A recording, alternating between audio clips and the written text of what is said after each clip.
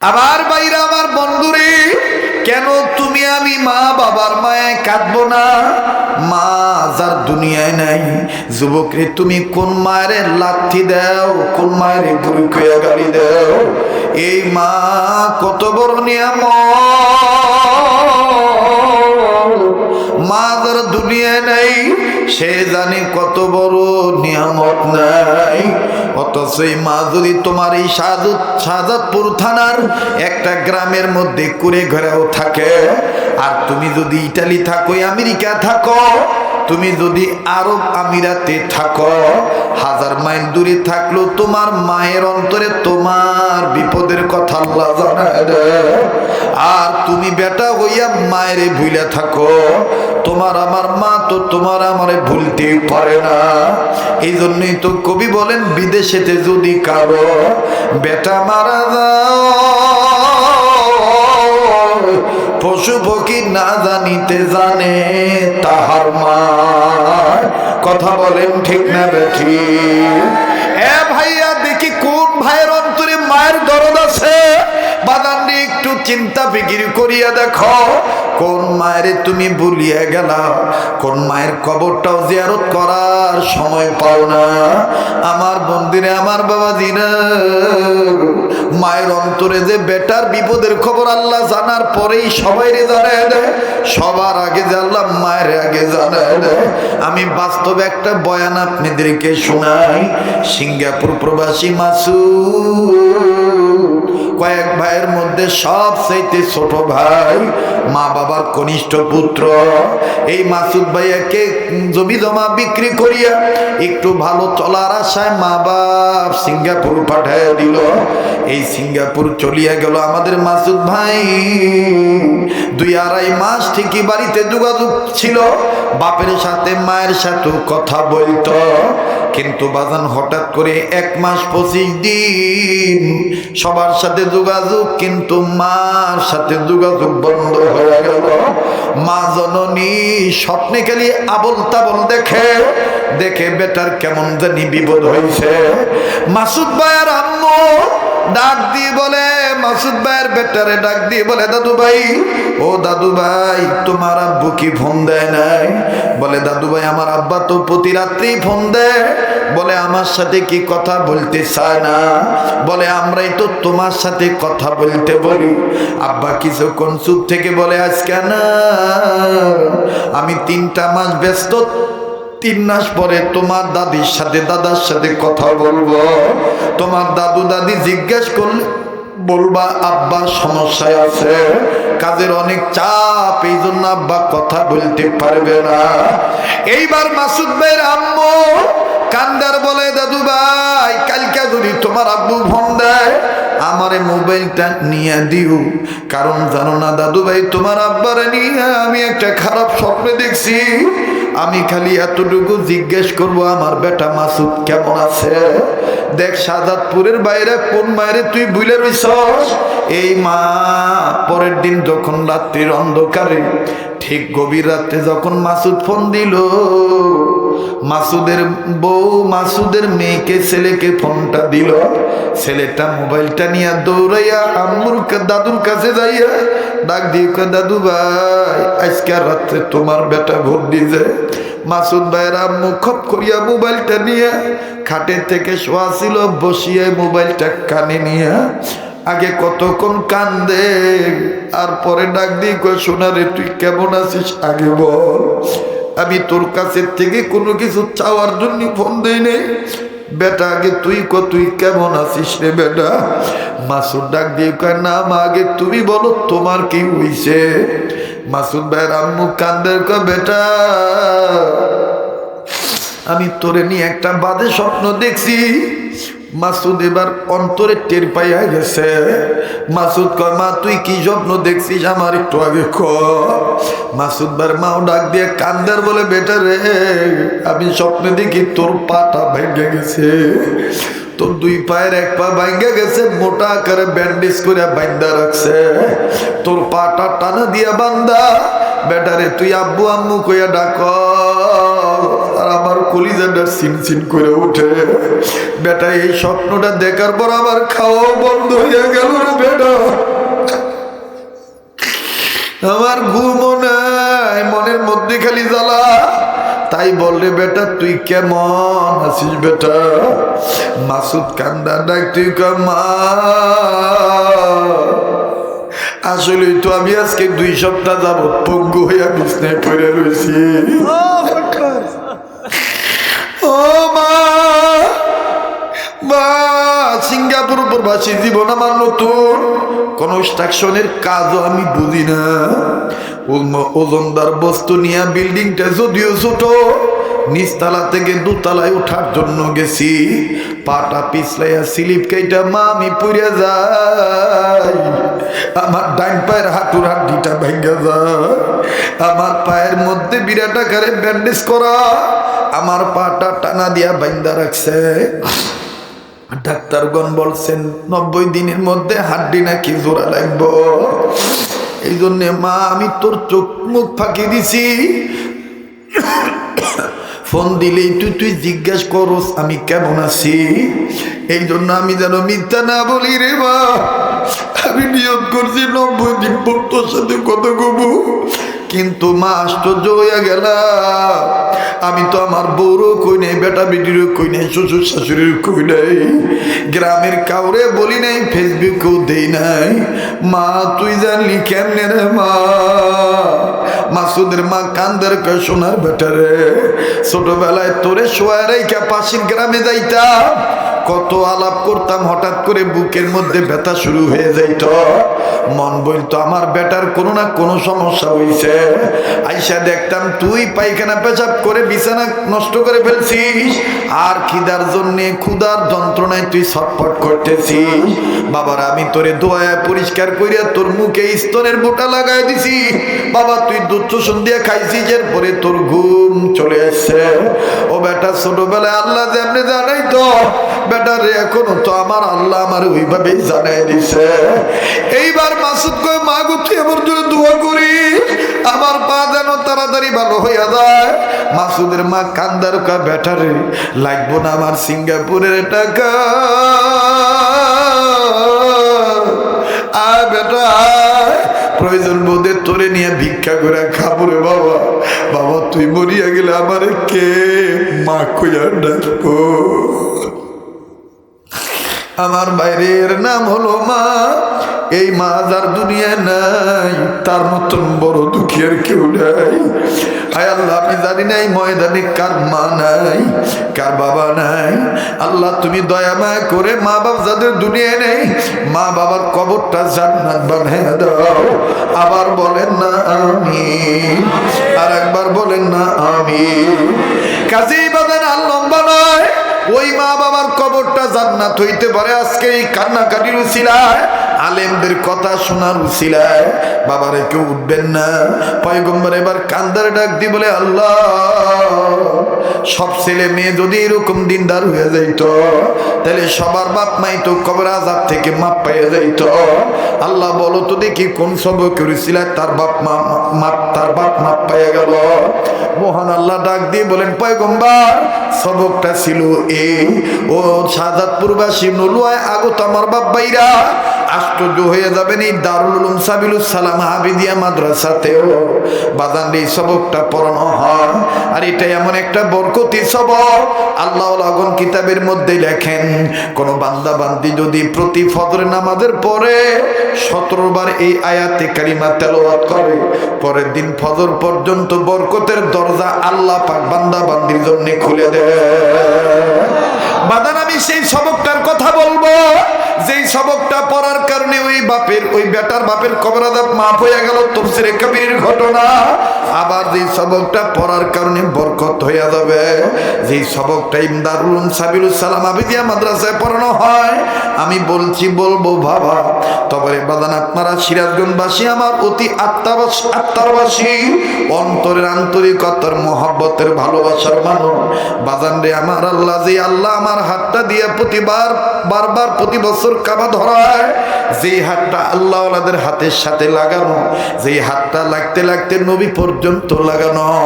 আমার বন্ধুর এই সিলসিলার নেসবতি মানুষ হইয়া এই কাবা ধরা হাতটা নিয়া আমি মাত্র 5 মিনিট একটা ছোট্ট আবদার করলাম রে বাবা, যে কোরআনে সবকের কথা, সেই কোরআনের পারার সংখ্যা 30 পারা। আসসালামু আলাইকুম ওয়া রাহমাতুল্লাহ।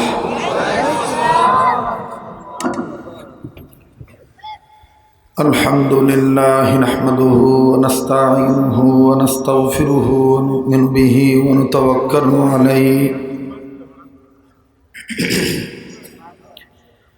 ওয়া নাউযু বিল্লাহি মিন শুরুরি আনফুসিনা ওয়া মিন সাইয়্যাতি আ'মালিনা।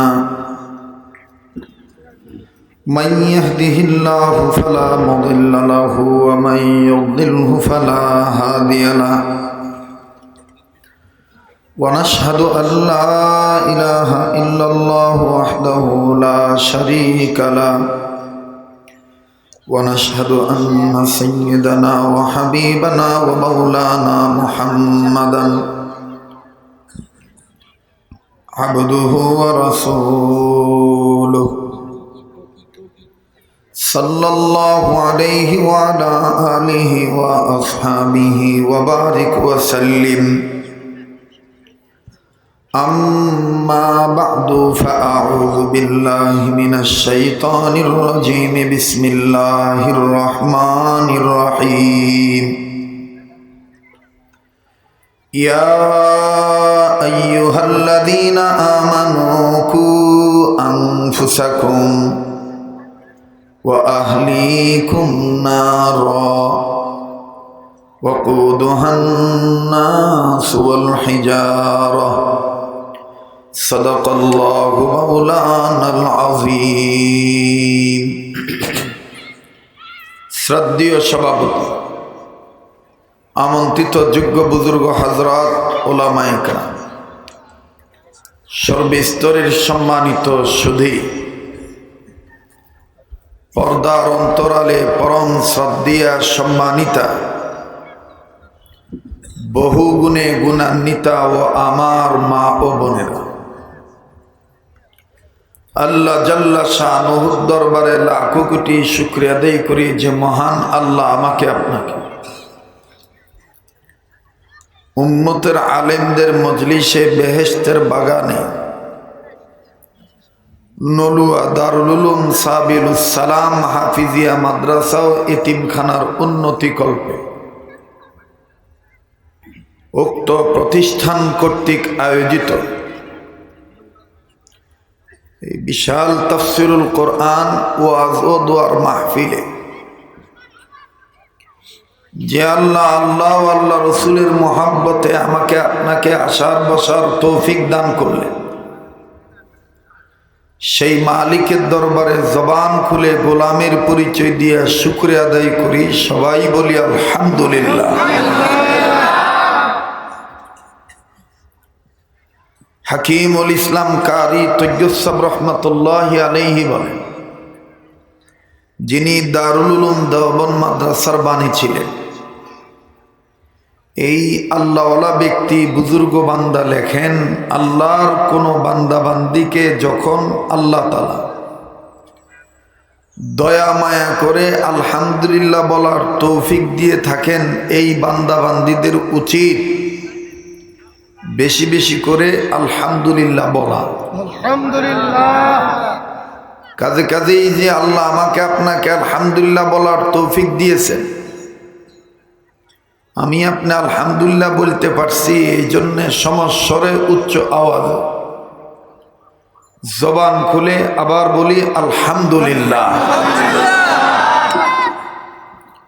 মুহতারাম হাজিরিন, আপনারা এ যাবৎ পর্যন্ত হযরত উলামায়ে কেরামদের জবানে আলোচনা শুনতেছিলেন, দিক নির্দেশনামূলক কথা ওনারা বলেছেন। আপনাদের মাঝে আমার আসাটা অনেকটাই বিলম্ব হয়ে গেছে, এ ব্যাপারে আমি আন্তরিকভাবে দুঃখিত। কারণ আপনাদের এই গ্রামের রাস্তাতেই যে কুয়াশার অন্ধকারচ্ছন্ন পরিবেশ, ওদিকের রোডে তো আরো কুয়াশা। কাজেই আসতে আমার একটু অনেকটা সময় বিলম্ব হয়ে গেছে, এভাবে এই জন্য আমি আন্তরিকভাবে দুঃখিত। এই মাদ্রাসাকে আমি মহাব্বত করে আমার নিজ থেকেই আমি এই ডেটটা দিয়েছিলাম। মূলত আমার আজকে প্রোগ্রাম পাবনা জেলার চাটমোহর থানায়।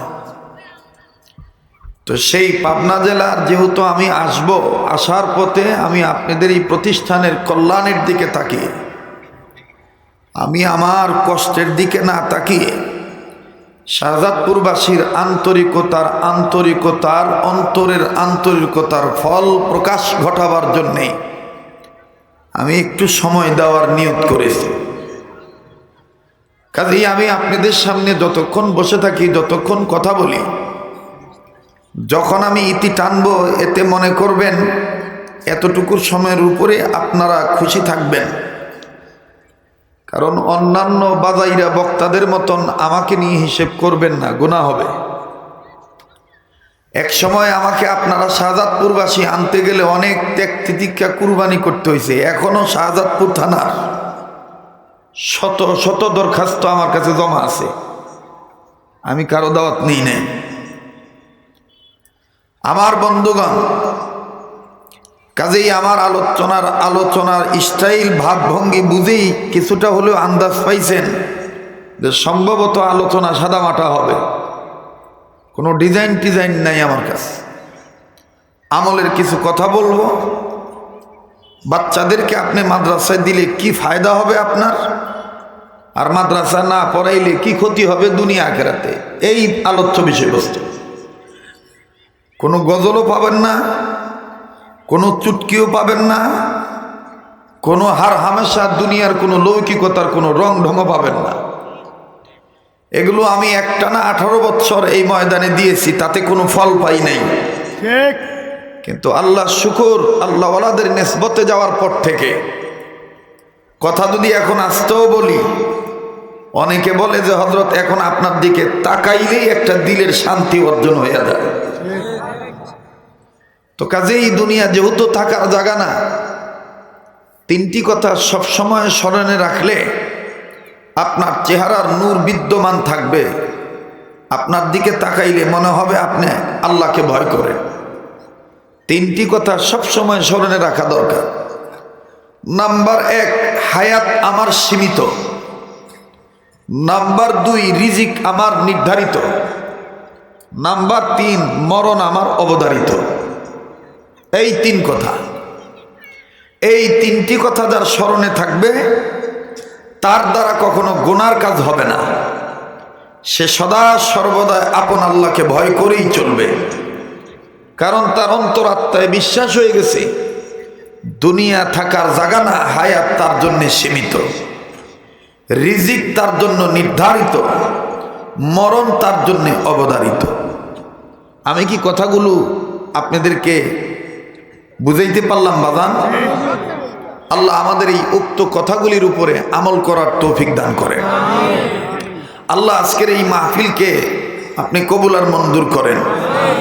আয় আল্লাহ, আপনি আমাদের সবাইকে ইখলাস ওয়ালা হিসেবে কবুল করেন।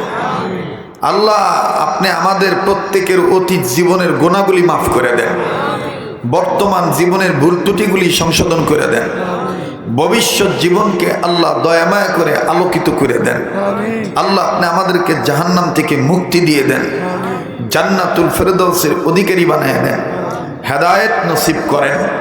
আয় আল্লাহ, আজকের এই মাহফিল, আজকের এই আয়োজন, উলামায়ে কেরামের পদচারণ এবং আজকের এই দোয়াগুলি নবীজিকে উসিলা করে দয়ামায়া করে কবুল করে নেন। আবার বলেন আমিন।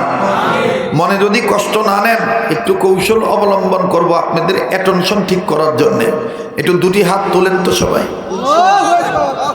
টান টান করে ধরেন, মুট করেন, ছাড়েন, মুট ধরেন, ছাড়েন। মাশাআল্লাহ।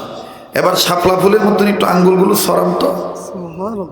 এবার একটু ডান বাম নাড়া ছড়া দেন, ডান বামে জোরে নাড়া ছড়া দেন। যে এবার মুজাহিদের মতন বিপ্লবী কণ্ঠে উচ্চ আওয়াজে বলেন আল্লাহু আকবার। আবার বলেন আল্লাহু আকবার। আর একবার বলেন আল্লাহু আকবার। আপনাকে মনে রাখতে হবে আপনি একটা ধর্মের ক্লাস করার জন্য বসেছেন, কোনো গান শোনার জন্য বসেন নাই। কথা কয় না? কিসের ক্লাস করবেন? আমাদের ধর্মের নাম কি? আমাদের নেতার নাম কি? মুহাম্মদুর রাসূলুল্লাহ। আমাদের সংবিধানের নাম কি? আল কোরআন। বলেন, আমাদের সংবিধানের নাম কি? আল কোরআন। আমাদের আমলের নাম কল্যাণকর বয়ে আনার তৌফিক দান করে। আপনারা যারা এখানে কোরআনের ব্যাপারে ওয়াকিফ হাল অবগত, আপনারা ইতিমধ্যেই আমার কণ্ঠ থেকে শুনতে পেরেছেন কোরআনুল কারীমের সূরাতুত তাহরিমের ৬ নম্বর আয়াতের প্রথম অংশ বিশেষ তেলাওয়াত করেছে। আল্লাহ জাল্লা শানু এই সূরাতুত তাহরিমের ৬ নম্বর আয়াতের প্রথম অংশ বিশেষের মাধ্যমে আল্লাহ তাআলা ঈমানওয়ালা বান্দাদেরকে ডাকছেন। বুঝে থাকলে বলেন, কাদেরকে ডাকছেন? ঈমানওয়ালা। ঈমানওয়ালা বান্দাবান্দিদেরকে আল্লাহ পাক ডেকে বললেন, ও ঈমানদার বান্দাবান্দিগণ, তোমরা নিজেরা জাহান্নামের আগুন থেকে বাঁচো, নিজেদের অধীনে যারা আছে তাদেরকে জাহান্নামের আগুন থেকে বাঁচাও। পৃথিবীতে যত ধরনের তাফসীর আছে, আপনি তাফসীরে মারিফুল কোরআন বলেন, তাফসীরে নূরুল কোরআন বলেন, তাফসীরে ফি জিলালিল কোরআন বলেন, তাফসীরে কাশাফ বলেন, তাফসীরে বাইজাবি বলেন, তাফসীরে বায়ানুল কোরআন বলেন, তাফসীরে তাওজিহুল কোরআন বলেন, তাফসীরে কবির বলেন, তাফসীরে ইবনে কাসির বলেন, যত ধরনের তাফসীর বলেন, সমস্ত তাফসীর কারকগণ, সকল মুসান্নিফগণ, সকল মুফাসসিরিনে কেরামগণ একমত হয়ে বলেছেন, আল্লাহ যে বললেন কু আনফুসাকুম, নিজে বাঁচো, ওয়া আহলিকুম, নিজের অধীনে যারা আছে তাদেরকে বাঁচাও। এখানে অধীনে বলতে কারা? বাপ হয়ে থাকলে বাপের অধীনে ছেলে মেয়ে, স্বামী হয়ে থাকলে স্বামীর অধীনে স্ত্রী, মা হয়ে থাকলে মায়ের অধীনে সন্তানাদিগণ, আমার বন্ধুগণ সরকার হয়ে থাকলে সরকারের অধীনে জনগণ। কথা বলে না? এই গেল আপনাদের পারিভাষিক কিছু বিশ্লেষণ।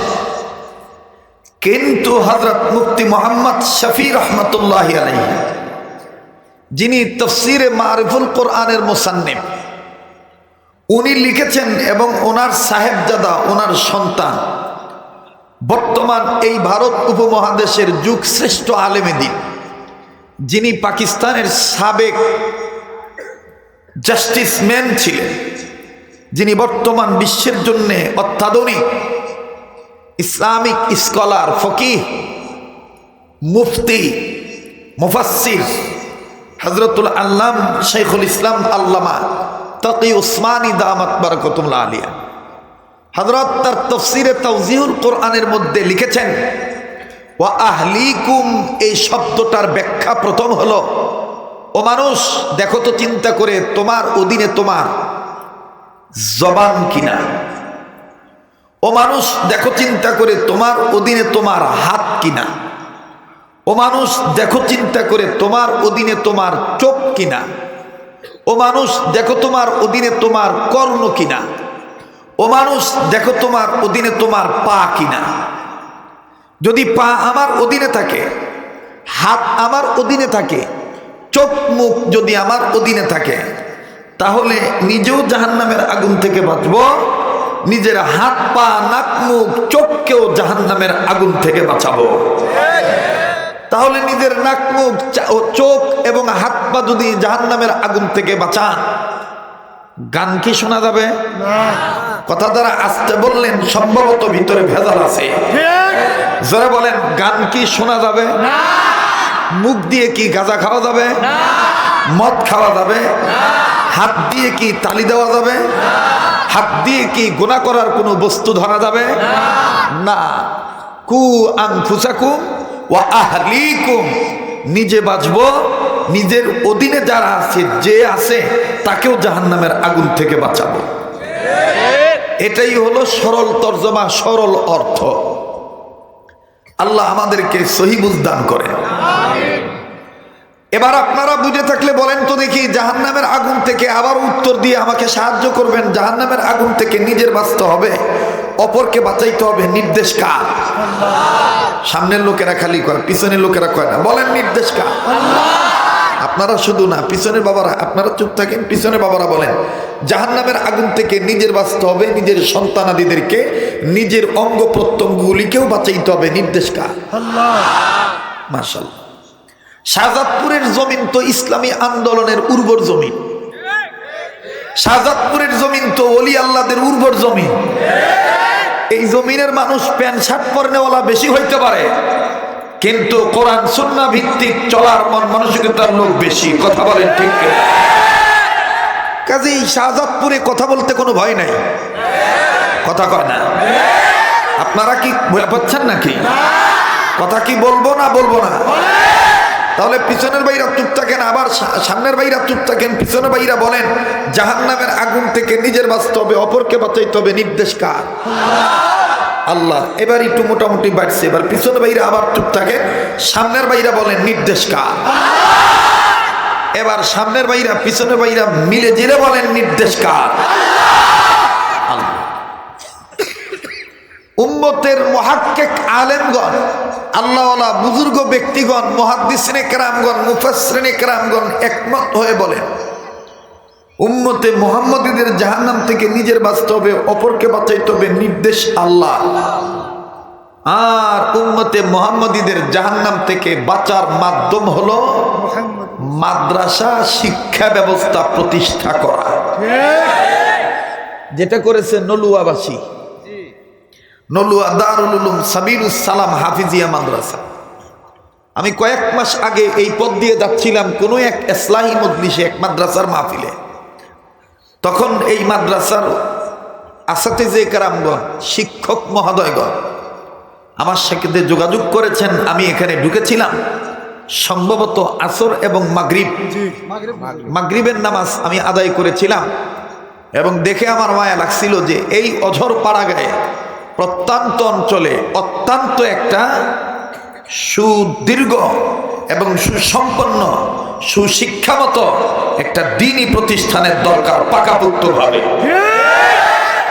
এজন্যই আমি বলেছিলাম যে আমার অমুক তারিখে এই মাহফিল আছে, ওই তারিখে যেহেতু এই পথেই যাব, শাহজাদপুরবাসীর সাথে একটু দেখাও করে যাব, আর শাহজাদপুরবাসীকে জানিয়ে যাব যে নলুয়াবাসী গ্রামের মানুষ হইতে পারে, কিন্তু তারা মদিনার মার্কাজ হিসাবে একটা মাদ্রাসা তারা এখানে প্রতিষ্ঠা করতে চাইতেছে। এখন বলেন আমি আসাতে আপনারা খুশি না বেজার? আমাকে মাফ করে দিবেন, আপনাদের অন্তরাত্মার তৃপ্তিদায়ক মতন কথা, লং টাইম দীর্ঘ সময় আমি আলোচনা হয়তোবা আজকে সময় দিতে পারবো না, কিন্তু আপনাদেরকে দেখে আমার খুব ভালো লাগছে। অনেকে বিশ্বাস করে নাই যে আমি আসবো, তারাই বলছে আসবো না যারা আমাকে পায় নাই। ঠেলা দিয়ে বলছে হ্যাঁ আমাগরি দাওয়াতে আসছি না, আর তুমগর দাওয়াতে আসবো না।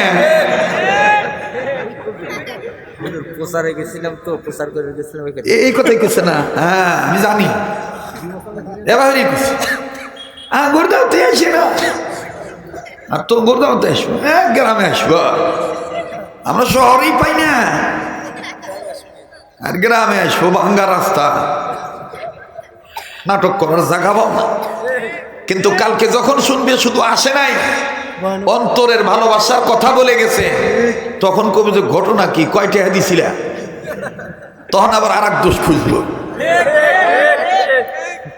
বারবার আমাকে যোগাযোগ করেছে, হুজুর অর্থ করি কিভাবে পাঠাবো, খানা দানা কি কি খাওয়াবো। আমি বলছি চুপ, আমি আসতেছি, যেমন ইচ্ছা তেমন করেও, আমি যা খাই তোমরা যা খাও তাই খাও।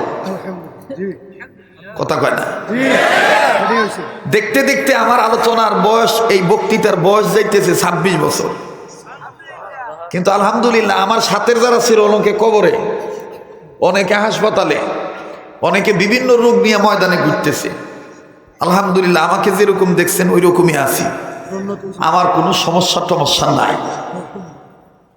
আমি আপনাদের জন্য দোয়া করি, আল্লাহ আপনাদেরকে নেক হায়াত দান করেন। মুসা নবী আল্লাহকে জিজ্ঞেস করেছিলেন, আল্লাহ তুমি যদি বান্দা হইতা, আমি যদি আল্লাহ হইতাম, তো তুমি আমার কাছে কি চাইতা? আল্লাহ কয় মুসা তুই কোনোদিন বান্দা হইতে আল্লাহ হইতে পারবি না। মুসা কয় তুমিও কোনোদিন বান্দা হইতে পারবে না। আল্লাহ কয় আমি তোমাকে ধমক দিলাম, তুমি আমাকে ধমক দিলা। মুসা কয় না আল্লাহ কথার কথা। কিসের কি কথার কথা? আমি তো জানি, আমি মুসা জানি তুমি জিন্দেগিতে বান্দা হইতে পারবে না, কারণ তুমি বান্দার স্রষ্টা আর তুমি স্রষ্টার সৃষ্টি আমি মুসা। কিন্তু তুমি বলছো এই মুসা তুই কোনোদিন আল্লাহ হইতে পারবি না। আমিও কইলাম ও আল্লাহ তুমিও কোনোদিন বান্দা হইতে পারবে না। কথার কথা। কি কি কথা কয় না কি? আপনাদের একজন প্রাণের বক্তা ছিল রেজাউল করিম কাউসারি, হ্যাঁ, শাহজাদপুরবাসী তার জানাজায় বেশি গেছিল। শাহজাদপুরের মানুষ তাকে অন্তর দিয়ে ভালোবাসত, যেমনই হোক, যে আকিদার লোকই হোক। কিছু তো দিনের খেদমত হয়েছে নাকি কর। আল্লাহ এই ছিল তার কবরটা নূরে নূরান্বিত করে দেয়। এই শাহজাদপুর এদিকে আসলেই তার কথা মনে হয়, আর পাবনা ঢুকলে মনে হয়ে যায় রোশন আলম হায়দারির কথা।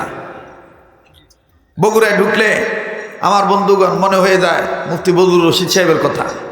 প্রত্যেকটা ডিস্ট্রিক্টের এক একটা প্রদীপ আছে, যেমনই হোক, সে যে শ্রেণীর মানুষ হোক, কিছু না কিছু তার ভক্তবৃন্দ তো আছে রে ভাই, কথা কয় না। আমাকে কি মনে করেন সবাই ভালোবাসে? এমনি কি সবাই আমার বন্ধু? আপনি মনে করবেন যে আমি ভাত মাছ খাই না, না, আমি চেহারা দেখলে ঠিক পাই। আপনার সিরাজগঞ্জের ভাষায় কয় দিশা ভাই বাবু। কি ভাই? দিশা ভাই। এটা কোন ধরনের ওটা বোঝা যায়। মাইয়া লোক যদি একটা বাপ টিপ দিয়ে বুঝবার পরে সব বাত হয়ে গেছে গা। তো যারা পাবলিক ফাংশনে কাজ করে তারা কি পাবলিকের মুখ দেখে বোঝে না কোন পাবলিক কোন ধরনের? কথা কয় না। দিশাবা না, দিশাবা। আমার বন্ধুগণ, আমার ভাইরা, আমি এই জন্য তার জন্য দোয়া করলাম। মৃত ব্যক্তি মানুষ যখন মারা যাবে তখন সে যে শ্রেণীর হোক তার জন্য দোয়া করবেন। আপনি যদি কারোর জন্য দোয়া করেন, আপনার জন্য আল্লাহ তাআলা দোয়ার জন্য আরো 10টা লোক তৈরি করে দেয়। আপনি যদি কারো উপকার করেন, আল্লাহ পাক আপনার জন্য 10 জনকে উপকার করার জন্য তৈরি করে দেয়। আপনি যদি কারো খেদমত করেন, আল্লাহ পাক আপনার জন্য 10 জন খাদেম রেডি করে দেয়। কিন্তু আমাদের সমস্যা হলো একটা, আমাদেরকে বেশি সমস্যা করে ফেলছে। উনি আমার দলের কিনা, উনি আমার পীরের মুরিদ কিনা, উনি আমার তরিকার ভাই কিনা, উনি আমার রাজনৈতিক দলের লোক কিনা, এই আমার কইরা কইরা শেষ। যতদিন পর্যন্ত এক প্ল্যাটফর্মে না আসতে পারবেন, খোদার কসম, ততদিন ইসলাম কায়েম করা সম্ভব হবে না। কাআন্নাহুম বুনিয়ানুম মারসুস ওয়াতাসিমু বিহাবলিল্লাহি জামিআ ওয়ালা তাফাররাকু। এই কথাগুলি আগে মেনে নিতে হবে। নিজেদের মধ্যে এক প্ল্যাটফর্ম তৈরি করতে হবে, ঐক্যবদ্ধ হতে হবে। যদি ঐক্যবদ্ধ থাকতে পারি, খোদার কসম, আল্লাহর কসম, আল্লাহর কসম, বাংলার টেকনাফ থেকে তেতুলিয়া, রূপসা থেকে পাতুরিয়া, সুন্দরবন থেকে বান্দরবন পর্যন্ত 1 ইঞ্চি জায়গায় ইসলামের বিরুদ্ধে কথা বলে, কোনো আলেমের বিরুদ্ধে কথা বলে কেউ ঠিক থাকতে পারবে না।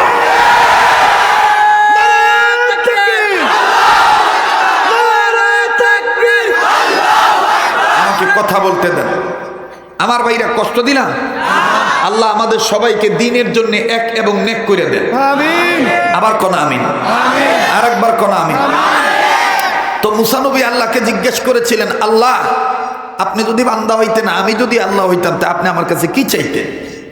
আল্লাহ পাক বলেছিলেন, আমি তোমার কাছে প্রথমে চাইতাম সুস্থ হায়াত, সুস্থ রোগমুক্ত জীবন। ও আল্লাহ, আর কি চাইতেন? আল্লাহ বলেছেন, যদি তুমি আল্লাহ হইতে আমি বান্দা হইতাম, তাহলে আমি তোমার কাছে খাদ্য হিসেবে দুধ খাইতে চাইতাম। সুবহানাল্লাহ বলেন। মাশাআল্লাহ, সেই দুধের উৎপাদন হয় এই সিরাজগঞ্জ, শাহজাদপুর। আবার একটু জামেলাও আছে। জামেলা হইল 10 কেজির মধ্যে কমপক্ষে 1 কেজি, 1.25 কেজি পানি দেওয়া হয়। এইটা যেন না হয়, এইটা যেন মানুষ কয় আর কি, আমি জীবনে দেখি নাই, আমি আপনাদের কাছে কোনোদিন আপনাদেরকে পাই নাই। এদিকে আসলেই 10 লিটার, 20 লিটার, অন্তত 5 লিটার দুধ হুজুর বাড়িতে নিয়ে যাবেন, আপনি খাবেন, দোয়া করবেন।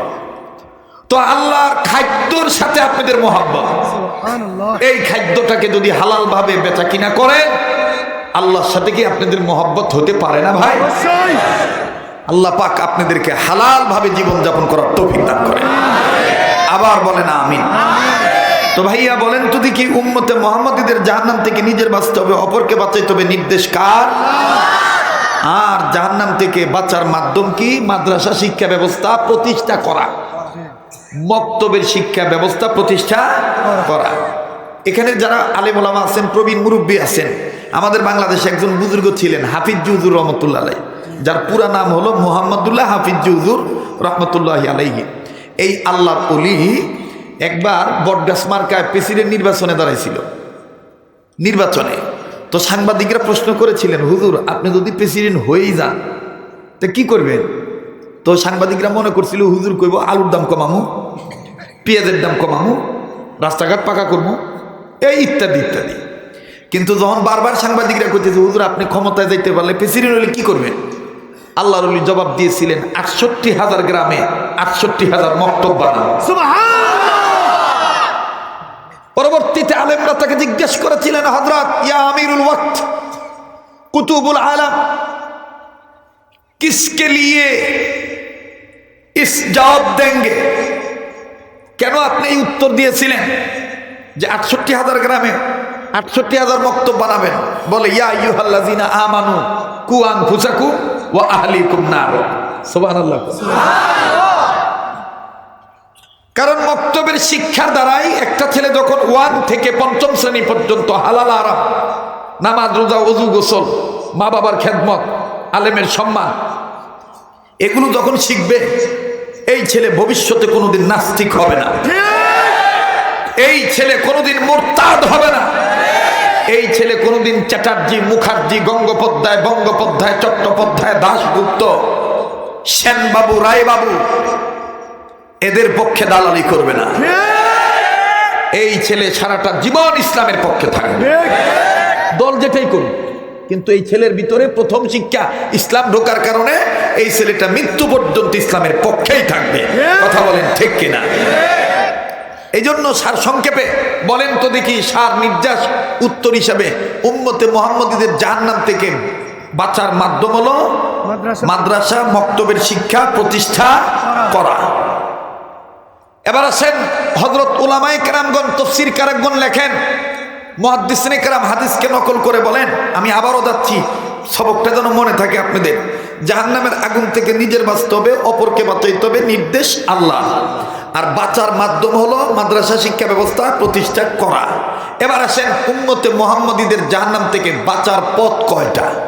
হযরত উলামায়ে কেরামগণ লেখেন, উম্মতে মুহাম্মদীদের জাহান্নাম থেকে বাঁচার পথ হলো 4টা। বলেন কয়টা? আবার কম, আর একবার না, সবাই কথা বলতেছে না, বলেন কয়টা? সামনের বাইরে চুপ থাকেন, পিছনে বাইরে বলেন কয়টা? আর একবার সবাই বলেন। নাম্বার 1, শুনতেছেন কি আপনারা? নাম্বার 1 আলেম হওয়া, নাম্বার 1 আলেম হওয়া। নাম্বার 2 আলেমের ছাত্র হওয়া, নাম্বার 2 আলেমের ছাত্র হওয়া। নাম্বার 3 আলেমের কথা শোনা, নাম্বার 3 আলেমের কথা শোনা। নাম্বার 4 আলেমকে মহব্বত করা, নাম্বার 4 আলেমকে মহব্বত করা। আমি কি এগুলো বানায় বললাম না কোরআন সুন্নাহ ভিত্তিক? কোরআন হাদিসের দলিল আছে না নাই? এবার তেলে বুঝে থাকলে আবার বলেন, উম্মতে মুহাম্মদীদের জাহান্নাম থেকে বাঁচার পথ কয়টা? মক্তবের ছাত্রদের মতন জিজ্ঞেস করব, উত্তর দিবেন। এই যে নলুয়া আপনার দারুল উলুম সাবিলুস সালাম মাদ্রাসায় সকালবেলা এসে চেক করবেন, দেখবেন ছোট্ট ছোট্ট বাচ্চারা ঝাঁকি দিয়া গাটা নারায় নারায় জজবানিয়া বলে। আরবি হরফ 29টি, মাখরাজ 17টি, ওযু ভাঙ্গার কারণ 7টি, নামাজ ভাঙ্গার কারণ 19টি। কয়টি? 19টি। কয়টি? 19টি। এর দেখবেন জজবানিয়া পড়ে। এরকম জজবানিয়া আমি জিজ্ঞেস করবো, আপনারও জজবানিয়া উত্তর দিবেন। উম্মতে মুহাম্মদীদের জাহান্নাম থেকে বাঁচার পথ কয়টা? 4টা। কইবার মন চায় না? না, এই ওয়াজ ভাল লাগে না? এতক্ষণ কি আমি 2-1টা গজলের টান দিবার পারতাম না? গান গাইতে পারতাম না? ওদের কোনো ফায়দা নাই, কিন্তু এই কথার দ্বারা ফায়দা ছাড়া বেফায়দা নাই। কারণ লিগ্যাল কোরআন হাদিসের কথা কোন ঠিক কিনা? মাশাআল্লাহ আমরা সবাই কিন্তু বর্তমান 4 গ্রুপের লোক। কেউ আলেম হয়ে স্টেজে বইছেন, কেউ আলেমের ছাত্রই নিচে বইছেন, কেউ আলেমদের মহাব্বত নিয়ে কথাগুলি শুনতেছেন, কেউ আবার আলেমদের ভালোবাসা নিয়ে শেষ পর্যন্ত থাকার নিয়ত করছেন। তাহলে আমরা সবাই তো এই 4 পথের প্রতীক, ঠিক কিনা? তাহলে সবাই শয়তানের গায়ে আগুন ধরাবার জন্যে উচ্চ আওয়াজে জবাব দিয়া বলবেন, উম্মতে মুহাম্মাদীদের জাহান্নাম থেকে বাঁচার পথ কয়টা? মাশাআল্লাহ। নাম্বার 1 আলেম হওয়া। নাম্বার 1 আলেম হওয়া। জজবা নিয়ে বলেন, আলেম হওয়া, আলেম হওয়া। নাম্বার 2 আলেমের ছাত্র হওয়া। নাম্বার 2 আলেমের ছাত্র হওয়া। কেমন লাগতেছে? ভালো লাগতেছে না? যারা চাইতেছে ইসলামী শিক্ষা ব্যবস্থা থেকে ইসলামকে উঠে দেওয়ার জন্য, ওরা এই আওয়াজে বুঝতে পারতেছে যতই তারে নারে করি কাম হবো না, এ দেশ আল্লাহ ওয়ালাদের দেশ। উম্মতে মুহাম্মাদীদের জাহান্নাম থেকে বাঁচার পথ কয়টা? নিজে বলবেন, ডান বাম লক্ষ্য করবেন, কেউ কয় না, যেটা কব না মনে করবেন ওই গ্রুপের লোক।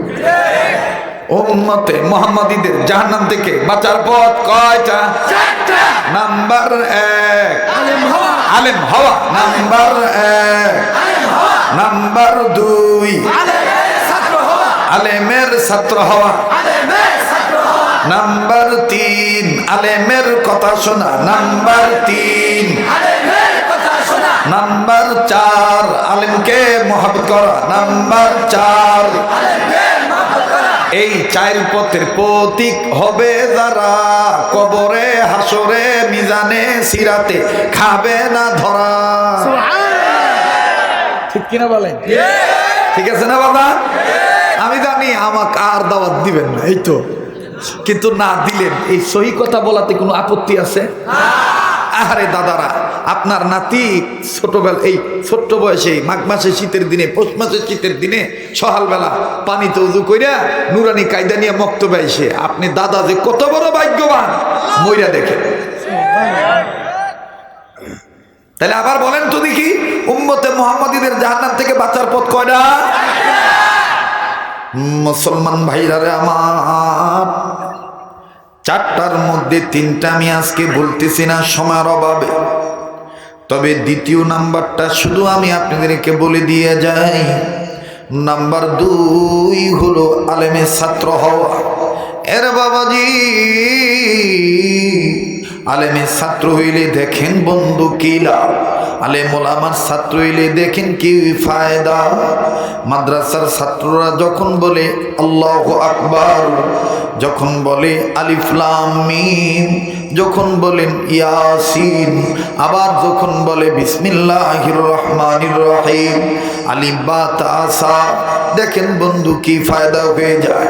আরে বন্ধু, জীবনের শেষ বয়ান মনে করে বয়ান করছি, এটাই জীবনের শেষ বয়ান হইতে পারে, একটু পরে বাজান মারাও যেতে পারি। কেউ কারো দিকে তাকায়েন না, নিজের নিয়ে নিজে চিন্তা করবেন বন্ধু। ও বাজান, কেউ যদি চলে যায় তাকে চলে যেতে দিবে, খবরদার কারো যাওয়া দেখে আপনি যাবেন না, কারো ওঠা উঠি দেখে আপনি উঠবেন না। ভাই গো, যেহেতু আপনার কবরে আপনি যাবে, আমার কবরে আমি যাব, আমার কবরে আমার হিসাব দেওয়া লাগবে, আপনার কবরে আপনার হিসাব দেওয়া লাগবে, যার যার কবরে তার তার হিসাব। এই জন্য নিজের চিন্তা নিজে করি বন্ধু। এই জন্যই তো আল্লাহর ওলিগণ বলেন, মান আরাফা নাফসাহু ফাকাদ আরাফা রাব্বাহু, যে নিজের চিনল সে আমার আল্লাহর চিনল, যে নিজের চিনে নাই সে আমার আল্লাহ কেউ চিনে নাই। কথা বলেন ঠিক না বেঠি? আরে বাবাজি,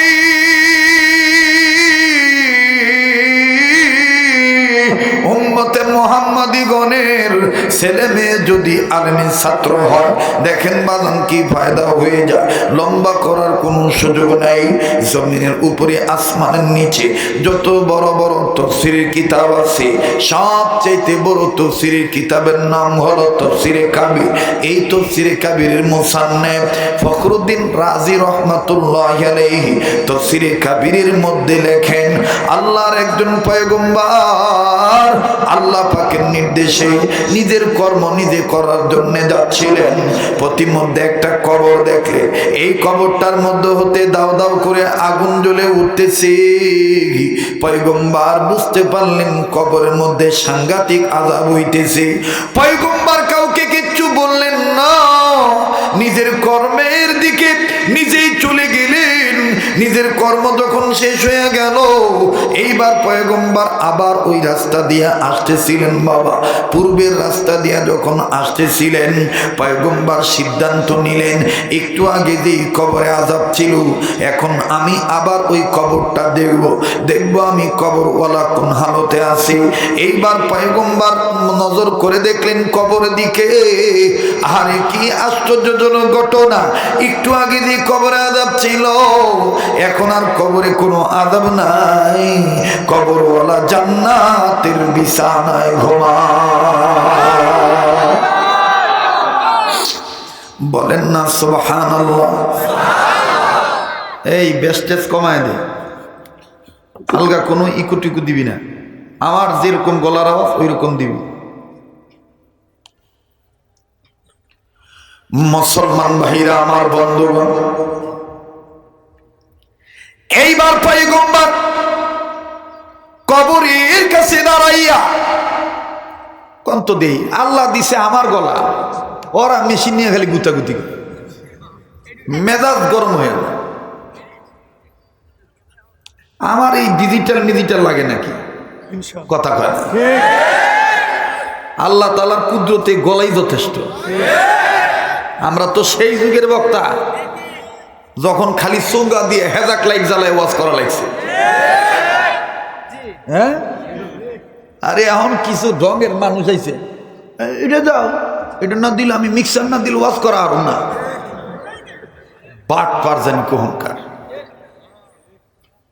কণ্ঠ কার দান? কার দান? আল্লাহর দান। তোমার ওই মেশিনে মোটা করা লাগবো কে, মেশিনে চিকন করা লাগবো কে? জায়গায় বসেই তো যদি আল্লাহ ক্ষমতা দেয়, চিকনও করা যায়, মোটাও করা যায়। তৌফিক কার? ক্ষমতা কার? সবকিছুর মালিক কে? আমার বন্ধুগণ, আমার ভাইরা, এইবার পয়গম্বর কবরের কাছে দাঁড়াইলেন। যখন দেখলেন কবরওয়ালা শান্তিতে ঘুমায়, কবরে কোনো আযাব নাই, পয়গম্বর কবরের কাছে দাঁড়াইয়া আল্লাহকে ডাক দিয়ে বললেন, আল্লাহ, একটু আগে যে কবরে আযাব ছিল, এখন দেখি কোনো আযাব নাই। মাবুদ গো, তোমার দরবারে জানবার চাই, এই লোকটাকে কোন কাজের উসিলে তুমি মাফ করে দিলা। আল্লাহ, তোমার দরবারে জানবার চাই। আল্লাহ পাক ডাক দিয়ে বললেন, পয়গম্বর, এই কবরওয়ালা ছিল বড্ড গুনাহগার, গুনাহ করিয়া কবরে আছে, কিন্তু এই কবরওয়ালা একটা সন্তান রেখে আসছে দুনিয়ায়। এতদিন এর সন্তানটা কথা বলা শিখে নাই, ইদানিং তার বাচ্চাটা কথা বলা শিখেছে। আর এই বাচ্চাটার মা বাপমারা সন্তানটাকে নিয়ে, এতিম বাচ্চাটাকে নিয়ে মাদ্রাসা মক্তবে ভর্তি করে দিয়েছে। মাদ্রাসা মক্তবে ভর্তি হওয়ার পর এই বাচ্চাটার বড় হুজুর সর্বপ্রথম একটা সবক পড়াইল। আরে পয়গম্বর,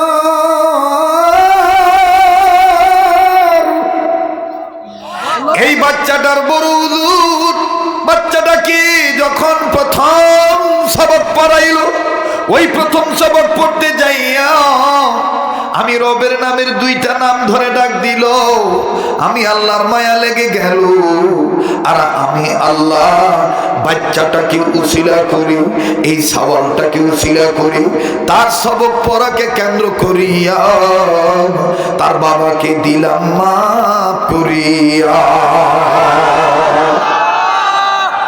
পয়গম্বর এবার শক্ত করে কবরের কাছে দাঁড়াইলেন, দাঁড়ায় ডাক দিয়ে বললেন, আল্লাহ, এই বাচ্চাটা কি সবক কি আল্লাহ?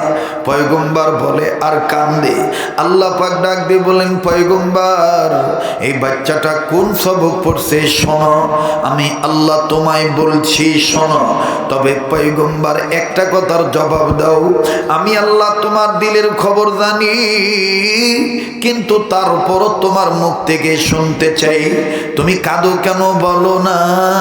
তুমি কেঁদে কেঁদে চোখের পানি দিয়ে বুক কেন ভিজায় দিতেছ? তোমার দাড়ির আগা বেয়ে বেয়ে পানির ফোঁটাগুলি বুকে পড়তেছে, কেন কান্দো বলো না? পয়গম্বর ডাক দিয়ে বললেন, আল্লাহ, আপনার কাছে আমি সবক জানতে চেয়েছি, আর আপনি আমার কান্নার হাকিকত জানতে চাইতেছেন। আল্লাহ গো, আমি কান্দি এই ছেলেটাকে উদ্দেশ্য করে, এই বাচ্চাটাকে কেন্দ্র করে, এই বাচ্চাটাকে উদ্দেশ্য করে আমি কান্দিছি। ও আল্লাহ, আরো কান্দি এই আশায়, মাবুদ গো, এই বাচ্চাটাকে উসিলা করে তার বাবা মা পাইয়া গেল। আল্লাহ, আমার ভিতরে একটা চিন্তা এসে গেছে, দুনিয়ার সব ছেলে মেয়ে যদি এইরকম দিনদার হইয়া যাইতো, তাইলে সব ছেলে মেয়ের বাবা মা কবরে শান্তিতে ঘুমাইতো। বাজানো কেউ কারো দিকে নজর দিবেন না, একটু চিন্তা করে দেখো বাপ। ও সোনার বাপজানেরা, কলিজার টুকরা সোনার ভাইরা, আমার যুবক বন্ধুরা, কেউ কোনো দিকে নজর দিও না। মিডিয়ার ভাইদেরকেও বলবো, এই সময় কেউ আর ক্যামেরায় হাত দিবা না, কেউ কোনো নড়াচড়া করবা না। কেননা আমার দিল বলতেছে আজকের মাহফিলে দোয়া কবুল হয়ে যাবে। এই ময়দানটার মধ্যে থেকে আমার নাকটার মধ্যে কথাটা প্রকাশ না করে পারলাম না। আমার নাকটার মধ্যে কেমন জানি আল্লাহ ওয়ালাদের গ্রান আসতেছে। এই ময়দানটার মধ্যে কে জানি আল্লাহর ওলি হয়ে বসিয়া রয়েছে। এই একজন আল্লাহর উসিলায় আল্লাহ তাআলা আমাকে আপনাকে মাফ করে দিবে। বাজানরে একটু চিন্তা করিয়া দেখেন, পয়গম্বর কান্দার ডাক দিয়ে বলে, আল্লাহ, আমি কাঁদতেছি ওই বাপ মার জন্যে, যেই বাপ মা ছেলে মেয়েকে রেখে আসছে দুনিয়া, অথচ তার ছেলে মেয়ে গুনাহ করতেছে, আর কারণে তার কারণে বাপ মা কবরে আযাব পাইতেছে। ও সাদাতপুরের বাইরা, ও নলুয়া এলাকার বাবারা বাইরা, পর্দার আড়ালের মা বোনেরা, একটু চিন্তা ফিকির করিয়া দেখো তো বাবা, তুমি আমি কেমন সন্তান হইলাম। তোমার আমার কারণে তোমার আমার মা বাপ কবরে শান্তিতে নাকি অশান্তিতে? ভাই গো, আমি জানি না এই ময়দানে কে মা হারাইছে, আমার জানা নাই কে বাপ হারাইছে। কার জানি মা দুনিয়া নাই, কার জানি বাবা দুনিয়া নেই রে বন্ধু। দেখেন তো দেখি মা বাবার প্রেমে, মা বাবার মোহব্বতে এক ফোঁটা চোখের পানি পড়ে কিনা? কান্না না আসলো কান্নার ভান ধরবে। এই ময়দানে কান্নার অভিনয় করলো, আল্লাহ মাফ করিয়া দিব। বাজান রে, কার জীবনে কি গুনাহ আছে আমার জানা নাই। গুনাহ মাফের আশায় মায়া লাগা একটা ডাক দেন না, ধরেন না আল্লাহ। এতগুলো মানুষের ডাকের মধ্যে কোনো প্রেমের আওয়াজ নাই, মায়া লাগায় আবার বলেন না আল্লাহ। এ বন্ধু, দুনিয়া কিন্তু থাকার জায়গা না। আমার বাইরে কেউ চিরদিন থাকবো না। কার পিছনে জানি মালাকুল মউত দাঁড়া রইছে, কার জন্য জানি জংলার বাঁশ রেডি হইয়া গেছে, কার পিছনে জানি আমার বাইরে আজরাইল দাঁড়া রইছে, কার জন্য জানি কাপনের কাপড় তৈয়ার হইয়া গেছে। বাবাজি, খুব খেয়াল করে কথা শোনা চাই। আজকে সকালের কথাটা বলি রে বাবা, আল্লাহকে হাজির নাজির জেনে বলি। গতকালকে মাহফিল ছিল গাজীপুর জেলায়। গাজীপুর জেলা থেকে মাহফিল করে রাত্র 2:30টায় বাসায় আসলাম। শেষ রাত্রের আমল শেষ করিয়া ফজর নামাজের পর যখন ঘুমাইলাম, মেয়েটা আমার মাদ্রাসা যায় প্রতিনিয়ত সকাল 7টা 7:30টায়। আমার বন্ধুগণ যাদের মেয়ে বাচ্চা আছে তারা জানেন মেয়েরা বাবার কত ভক্ত। মেয়েটা আস্তে করিয়া ঠিক আমার বাইরে মাদ্রাসা যাওয়ার আগেই চলিয়া যাবে। ওর মা আমাকে যেটা বলল, কিন্তু আমি যেটা বাস্তব আজকে সকালে দেখলাম, আমার মেয়েটা আস্তে করে আমার ভাইরা, আমি খুব ঘুমে বিভোর, কিন্তু আল্লাহর মেহেরবানিতে ঘুম কিন্তু আমার খুবই পাতলা। গায়ে যদি কেউ হাত দেয় কোনো আওয়াজ পাইলেই ঘুম ভাঙিয়া যায়। শীতের রাত্র কম্বল মুড়ে দিয়ে আসি রে বন্ধু।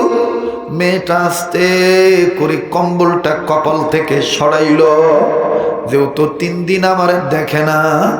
আমার বন্ধুগণ কপালটা বের করিয়ে আব্বু বলে সুমা দিয়ে কয়, আব্বু দেখা হয়তো না হইতে পারে, যেহেতু রাত্রিবেলায় মাদ্রাসা থেকে আসব, আব্বু তুমি আমার জন্য দোয়া করিও। বাজান রে পারলাম না কথা না বলিয়ে মেয়েটাকে জড়ে ধরে বললাম, ও কলিজার মা কেন তুমি এরকম করো? মেয়েটা আমারে শক্তভাবে জড়ে ধরে কবলে চুমা দিয়ে কয়, আব্বু তোমারে না দেখলে আমার ভালো লাগে না। আব্বু আজকে রাত্রে আসবা কি আসবা না এতটুকু জানিয়ে যাই। বললাম, মা গো অবশ্যই রাত্রে চলে আসবো। মেয়েটা আমার বলে, আব্বু তুমি যতক্ষণ না আসবা ততক্ষণ আমি ঘুমাবো না। এ বন্ধু, যদিও মেয়েটাকে কথার কথা অপেক্ষায় রেখে আসলাম, মেয়েটা ঠিকই অপেক্ষা থাকবে আব্বু আমার আসবে, কিন্তু এমনও তো হইতে পারে বাইরে আমার বন্ধুরে আমার লাশ বাড়িতে যাইতে পারে, আমি আর জিন্দা হইয়া বাড়িতে নাও যাইতে পারি। আমার মুখ বন্ধ চোখ বন্ধ দেখা মাথা ঢাকা দেখে মেয়েটা হয়তো চিল্লে বলতে পারে, মাগো আমার আব্বু কেন চোখ খোলে না, আমার আব্বু কেন মুখ খোলে না। বাইরে গুনাহ করতে করতে অন্তরে কালো দাগ পড়িয়া গেছে, যার কারণে মৌতের কথা বললো দিল নরম হয় না। এ বন্ধু, দুনিয়া কিন্তু থাকার জায়গাটা এইরকম। ওই ছেলে মেয়ে তোমারও আছে রে বাবা, ওই ছেলে মেয়ের জন্যেই তুমি দুনিয়াদার হইয়া গেছ। জাহান্নাম কেউ ভয় পাও না, কবরের আযাব কেউ ভয় পাও না। মনে রাখো দুনিয়া কিন্তু থাকার জায়গা না। মায়া লাগায় আমার বন্ধুরে গুনাহ মাফের আশা একটা ডাক দেন না, বলেন না আল্লাহ। যুবক আবার বলো না আল্লাহ। বাইরে দুনিয়ায় যার বাবা নাই তার মতন বড় অভাবী আর কেউ নাই, আবার যার মা নাই তার মতন বড় দুঃখের কেউ নাই। বাবাজি, মা বাপ যে কত বড় নিয়ামত। আমার বাইরে কার মা বাপ যেন কবরে কান্দার ডাক দিয়ে বলে, বেটারে বিটি রে মা বিলে গেলি আমাদের জন্য একটু কাঁদলি না? ও বাবা কবরে যে খবর পাইলা। দুনিয়ায় যদি কোনো বেটা বিটি মা বাবার জন্য মাবুদের কাছে রুহের মাগফিরাত কামনা করিয়া কান্দে, ছেলে মেয়ের চোখের পানির উসিলায় বাপ মার কবর আযাব আল্লাহ মাফ করিয়া দিবে। ও বাজান, মায়ের দরদিরা বাবার দরদিরা, মা বাবার কবর আযাব মাফের আশা একটা ডাক দাও না, বলো না আল্লাহ। দে না ভাইয়া, দে না, ডাক দে না, বলো আল্লাহ। আমার বাইরে কান্না না আসলো কান্নার বান্দরা। বারবার বলি কেউ কেউ কারো দিকে তাকাইও না। আর কানতে যে হাকিগতান চোখের পানি যদি পড়িয়াই যায়, এই চোখের পানিটি যদি মুইছ না, এই চোখের পানি কাপড় দিয়া মুছবা না। ইমামে রব্বানি আনোয়ার শাহ কাশ্মীর রহমতুল্লাহ আলাইহি বলেন, এই এক ফোঁটা চোখের পানি অনেক দামি পানি। এই এক ফোঁটা চোখের পানি জাহান্নামের আগুন নিভাইয়া দিবে। এই এক ফোঁটা চোখের পানি হাসরের ময়দানে তোমাকে আল্লাহর কাছ থেকে মাপ নিয়ে দিবে। কাজেই মায়া লাগায় আবার বলেন না আল্লাহ, আবার বলেন না আল্লাহ। ও মাদ্রাসার ছাত্র ভাইরা, ও ইমাম ভাইরা, আলেম বাবার, আপনারা তো আমার চাইতে বহু গুণে বেশি আলেম, বড় আলেম। আমি তো আপনাদের পায়ের জুতা স্যান্ডেলও টানার যোগ্যতা রাখি না। ও ধনী বাবারা, ও গরিব বাবারা, জীবনের শেষ বয়ান মনে করে বয়ান করছি। ও মা বোনেরা, একটু দিলটার নরম করে দাও। কেন তুমি আমি জাহান্নামের আগুনের ভয়ে কাঁদবো না?